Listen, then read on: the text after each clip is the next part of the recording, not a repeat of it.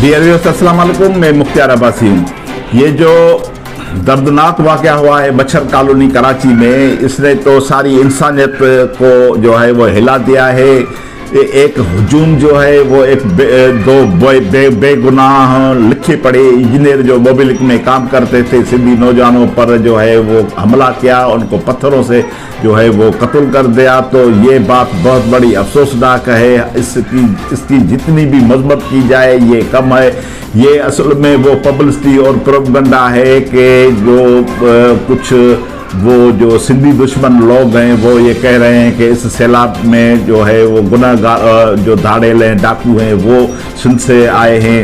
तो ये वो ही नतीजा है, ये उसका प्रोसेस है। ये इसकी आदमियों की ये जो है ये माइंड सेट हो गया है कि मतलब सिंधी जो है वो डाकू हैं।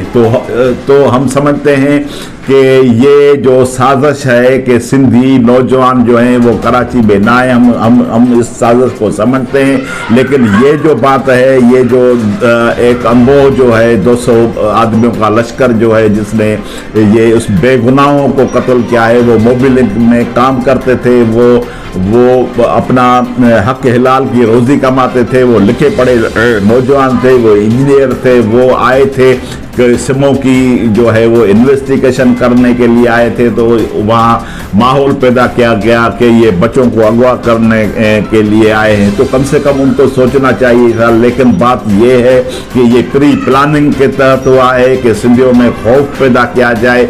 तो हम कहते हैं कि ये रियासत की जो है ये नाकामी है, ये सिंध हुकूमत की नाकामी है, ये पुलिस की नाकामी है। किसी को कोई हक नहीं पहुंचता कि वो कानून हाथ में ले जब कानून मौजूद है। ठीक है, आपको मालूम है, आपको ये अगर था कि ये डाकू हैं या ये बच्चे अगवा, तो आप रिपोर्ट कर लेते, आप उनको पकड़ के जो है वो थाने में ले जाते, फिर बात क्लियर हो जाती। लेकिन उनके पास कुछ भी नहीं निकला। वो उसके पास गाड़ी थी, उनके पास सारे वो मोबाइल डेटा उनके पास थी, वो सिम्स थी जहां वो काम करते थे मोबिलिक में।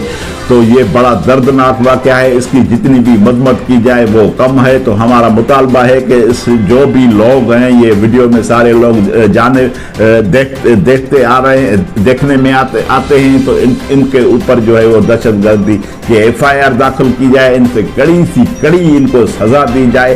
तो ये वरना ये मामला बहुत आगे चलेगा। ये कराची में लाखों लोग जो हैं वो निकल पड़ेंगे और कल धरना है। तो हम सिर्फ ये पुरअमन लोग हैं, हम सिंधी पुरअमन लोग हैं, हम अमन चाहते हैं। हम नहीं चाहते हैं कि इसके जो आड़ में है वो नस्ली कोई फसाद हो जाए। तो हम सिर्फ ये चाहते हैं कि ये जो बेगुनाह नौजवान, जो पढ़े लिखे नौजवान थे, ये जो कत्ल हुए हैं, इनका बदला सिर्फ कानून की हुक्मरानी है, इनका बदला सिर्फ कोर्ट में केस है और इनको सज़ा कानूनी देगा। तो ये इसलिए कि हम नहीं चाहते कि कोई भी आदमी कानून जो है वो अपने हाथ में ले लें।